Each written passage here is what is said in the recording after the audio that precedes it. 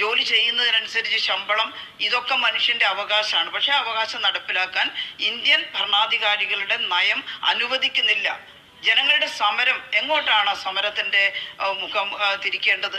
അത് ഇന്ത്യൻ ഭരണാധികാരികളുടെ ഭരണനയത്തിനെതിരായിട്ടാണ്. നിങ്ങൾ മനസ്സിലാക്കേണ്ടത്, നമ്മളിപ്പോൾ കേരളത്തിൽ ഇടതുപക്ഷ ജനാധിപത്യ മുന്നണി ഗവൺമെന്റാണ് ഭരിക്കുന്നത്. സോഷ്യലിസ്റ്റ് കാഴ്ചപ്പാടുള്ള നിരവധി ആസൂത്രണങ്ങൾ, അതുപോലെ സാമൂഹ്യക്ഷേമ നടപടികൾ ഇവിടെ നടത്തുകയാണ്. പക്ഷെ നമ്മുടെ രാജ്യം ഒരു സോഷ്യലിസ്റ്റ് പാറ്റേണിലല്ല, ഫെഡറൽ ഭരണ വ്യവസ്ഥയാണല്ലോ. സംസ്ഥാനങ്ങൾ സ്വതന്ത്രമല്ല. സർവാന്തര സ്വതന്ത്രമായി സംസ്ഥാനങ്ങൾക്ക് അവിടുന്ന് നികുതി പിരിച്ച് അവിടെ ചെലവാക്കി അവർക്ക് തോന്നുന്ന പോളിസി അവിടെ ഇംപ്ലിമെന്റ് ചെയ്യാൻ പൂർണ്ണമായിട്ടും കഴിയുന്നില്ല. ഒരു മുതലാളിത്ത സാമൂഹ്യ വ്യവസ്ഥയിൽ തുടരുന്ന രാജ്യത്തിനകത്ത് ഇടതുപക്ഷം വന്നാലും കുറേ സാമൂഹ്യക്ഷേമ നടപടികൾ സംസ്ഥാനങ്ങളുടെ റിസ്കിൽ ആരംഭിക്കാമെന്നല്ലാതെ എല്ലാ തൊഴിലാളികൾക്കും മിനിമം വേതനം ഇടതുപക്ഷ കാഴ്ചപ്പാടാ. പക്ഷെ അത് നടപ്പിലാക്കാൻ നമ്മുടെ കയ്യിൽ കാശുണ്ടാവണ്ടേ? കാശ് നമുക്ക് സ്വതന്ത്രമായിട്ട് ഉണ്ടാക്കാനും ചെലവഴിക്കാനും കഴിയുന്നതല്ലല്ലോ ഒരു ഫെഡറൽ ഭരണ വ്യവസ്ഥ.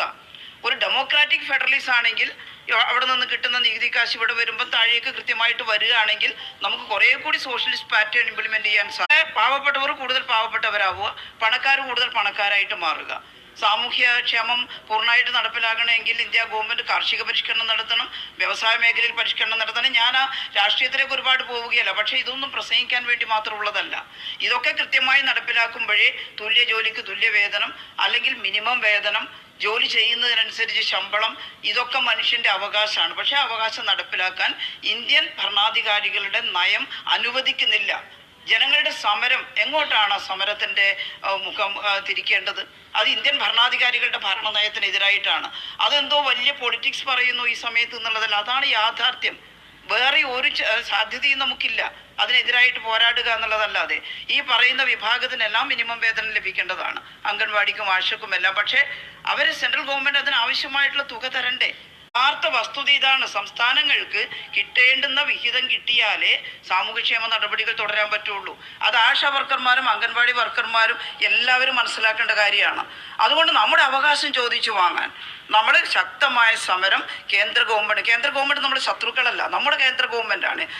അവിടെ ആര് ഭരിച്ചാലും.